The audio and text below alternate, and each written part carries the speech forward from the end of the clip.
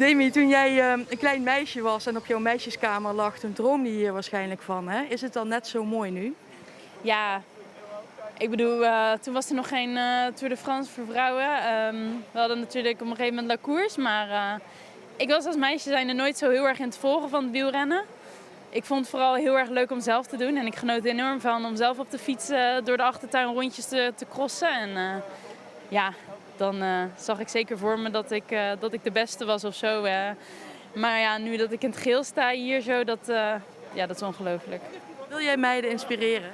Ja, zeker. Ik vind het gewoon heel belangrijk dat kinderen, maakt niet uit, jongens of meisjes, dat ze naar buiten gaan. Dat ze leren wie ze zijn en ja, dat ze het leven gaan ontdekken. Uiteindelijk dromen durven neer te zetten en dingen gaan behalen. Dat leert sport je allemaal en dat is gewoon enorm belangrijk voor een kind.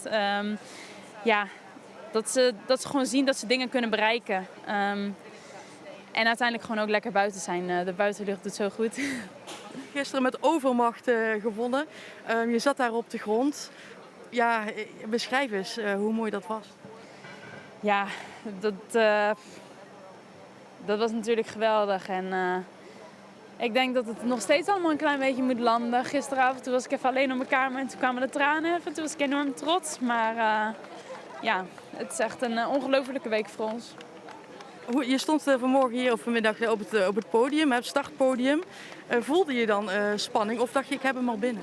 Ja, vanmorgen toen ik aan mijn bed kwam, toen was ik eigenlijk iets te relaxed. Maar naar de tijd ertoe kwamen de spanningen wel een beetje. En toen stond ik hier op het startpodium en ja, toen zag ik dat grote scherm voor me waar ik mezelf op zag in geel. En toen dacht ik wel eventjes van, oh ja, what the fuck. Dit is wel echt heel mooi. En ja, toen moest ik even mijn best doen om mijn ademhaling onder controle te krijgen. Want ik werd er een beetje emotioneel van. Maar uiteindelijk helpt dat ook wel weer. Dat geeft extra kracht in zo'n tijdrit. Laatste vraag. De ontknoping is ook helemaal bizar. Past dat wel een beetje in deze week? Met de Kopecky nog gewoon naast je? Ja. Ja, Lot is enorm sterk. Ik ben heel blij dat ze het zo goed gedaan heeft. En ja, hoe zij zich ook ontwikkeld heeft de afgelopen jaar, dat is natuurlijk super mooi. Eén dingetje. Denk je dat we volgend jaar nog een etappe misschien krijgen in Valkenburg? Want daar heb je ook wel goede herinneringen aan, hè? Dat zou leuk zijn, ja.